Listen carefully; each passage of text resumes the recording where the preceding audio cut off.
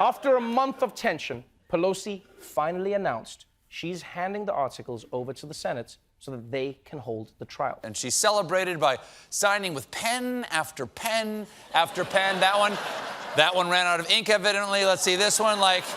Nope. That one's running dry, too. Okay, good thing she planned ahead. The House is also releasing bombshell new documents involving Trump's lawyer, Rudy Giuliani, and two of Rudy's indicted associates, Lev Parnas and Igor Fruman. Remember these guys, the Mario and Luigi of entry-level mobsters?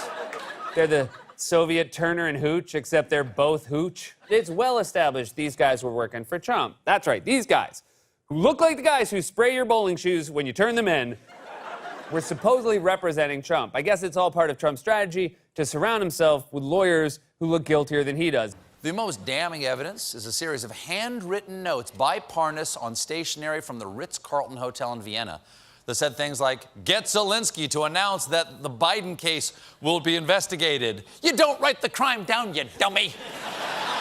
They wrote down the plot of their crime and then kept it. That is a literal paper trail. Why would you do that? What, were they just hanging around like, you have to keep the receipts? Like, isn't that taxes? No, it's for crimes too. You have to keep them. In the final note, in big, bold letters, at the bottom of the page, Parnas writes what is perhaps the most incriminating word of all, Rudy. You have to write it down because if you say his name 3 times, he appears on Fox News and incriminates you in a crime.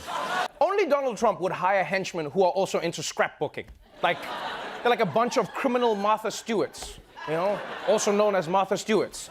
There are also text messages, like this one, in which Parnas complains that a corrupt Ukrainian official's visa to visit the U.S. was denied, and Giuliani responds, "I can revive it." I believe Rudy can bring things back from the dead. He always looks like he's screaming, "It's alive!" Now, Giuliani said he took this request all the way to the top, texting, "It's going to work. I have number 1 on it."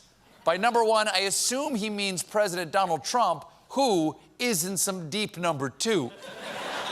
They also introduced a completely new character into this whole saga, a Trump supporter from Connecticut named Robert Hyde, who owns a landscaping business and ran for Congress. Hyde was apparently working with Parnas on this whole scheme in Ukraine. And yes, before you ask, there are also multiple photos of Hyde posing with Trump.